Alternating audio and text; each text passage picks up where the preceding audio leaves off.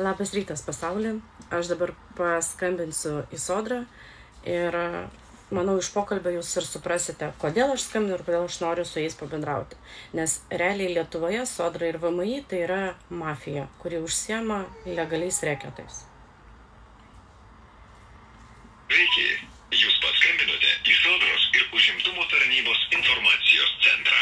Siekdami užtikrinti paslaugų kokybę ir duomenų apsaugą, pokalbį įrašysime.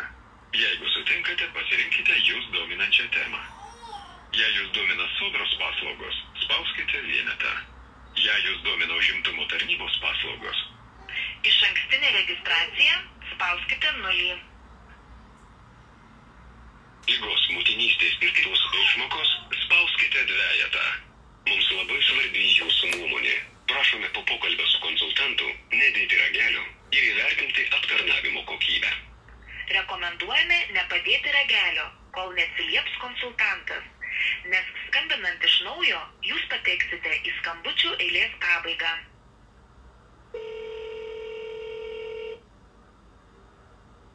Sveiki, konsultantė Justina, klausau jūsų. Sveiki, Justina. Žiūrėkit, aš pasistengsiu, kad pokalbis ilgai neužtruktų, kad rytas jums būtų kiek malonesnis negu man, atsidarius ir pamačius, kiek jūs nuskaičiuojate. Dabar norėčiau pasitikslinti.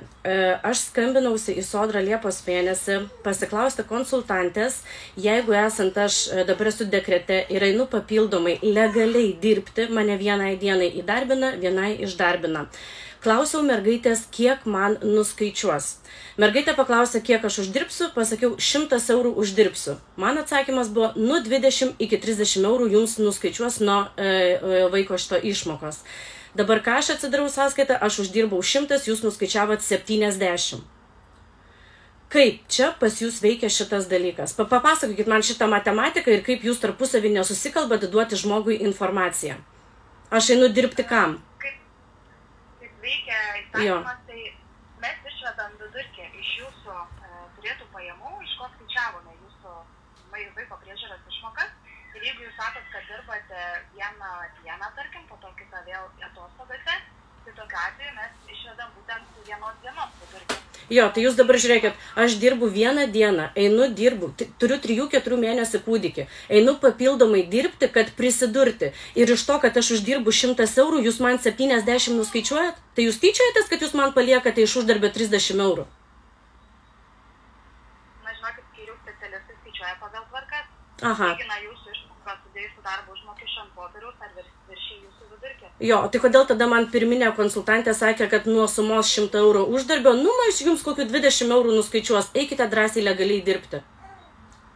Žinokit, nesakysiu už kitą konsultantą, nes apskritai mes skaičiuoti negalim pokalbio metu, nes va dėl to ir iškyla va tokie skundai, nes neteisingai paskaičiuoja, o mes neatliekam.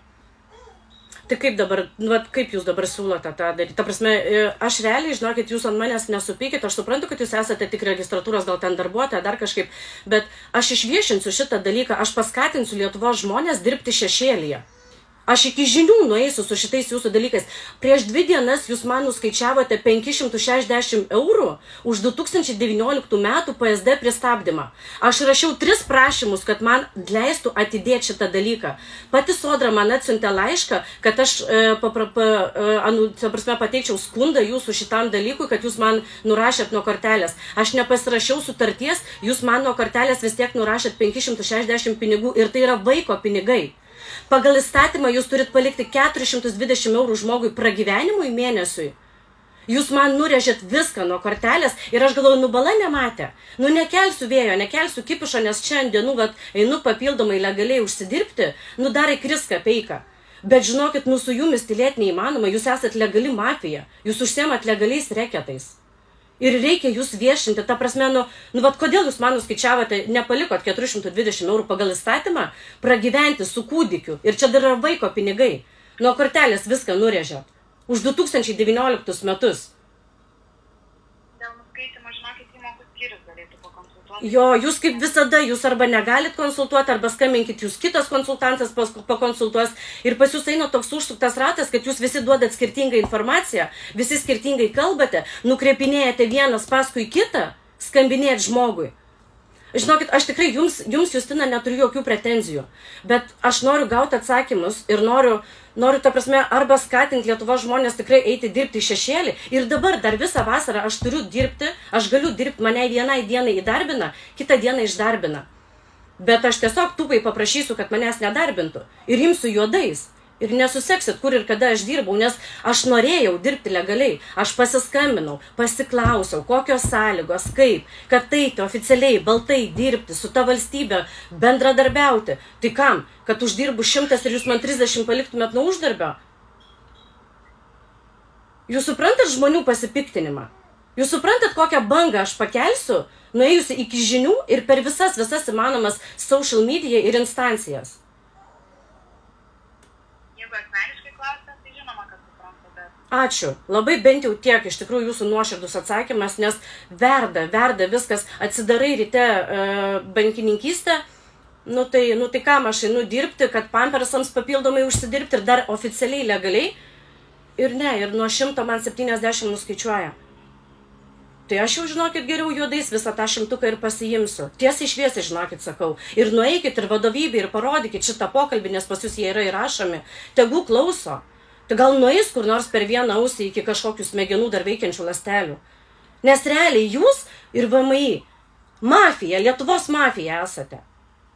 Legalus reketas. Pagal įstatymą turėjot man palikti, jūs vaiko pinigų negalit nuskaičiuoti. Ir nesikreipiau niekur, nubala nematė, nes einu, lenkiu nugarą, papildomai dar dirbu. Kad kam?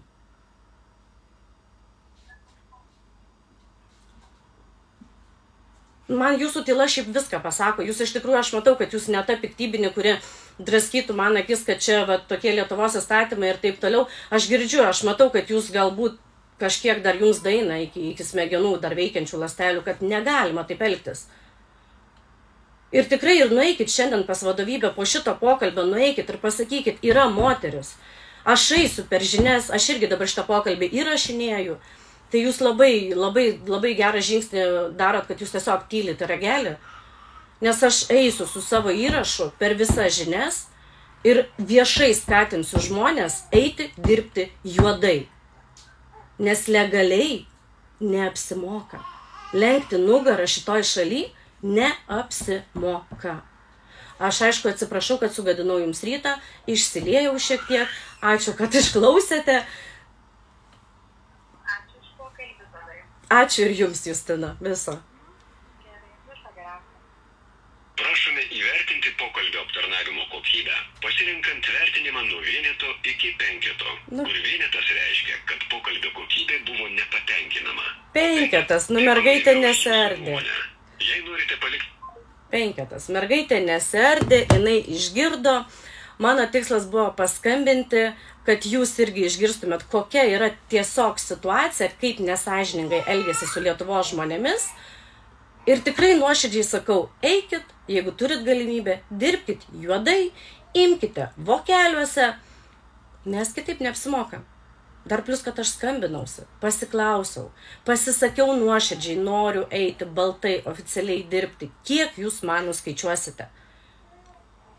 Nu, nesueina, pas juos konsultantai, jiems gal reikia vieną bendrą kažkokį apmokymą pravesti, kad jie turėtų vieną bendrą atsakymą visiems, nes neveikia taip. Ir nustokim gyventi realiai, kad su mumis elgtųsi kaip legali mafija, reketas. Dirbkime juodais, aš viskas. Ir žinokit, žiauriai nemalonus pokalbis, aš visa trikalatojos ir virpų viduje, bet eikit žmonės ir pastovėkit už save. Realiai vieną kartą visam šitam reikalui dėti reikia kažkokį tašką, aišku, tai yra neįmanoma prieš valstybę kovoti, bet gal atsiras koks amžiaus advokatas, ką? Nes aš jau nekalbu, kad mums sudovi pas dermatologą reikia ir Santariškėse laukti 2 metus pas dermatologą. O man nuskaičiavo 500 eurų už PSD, už privalomą socialinį draudimą, kad tu galėtum gauti gydymą ir taip toliau. Tai eiti ir uždirbti 100 eurų, kad tau 7 nuskaičiuotų, nevarkė. Ne apie tai. Ne tam aš einu lenkt nugarą. Ir jūs kiekvienas, jeigu eikit ir pastovėkit žodžiu už save, nes man tai trikalatojasi viskas po šito pokalbio.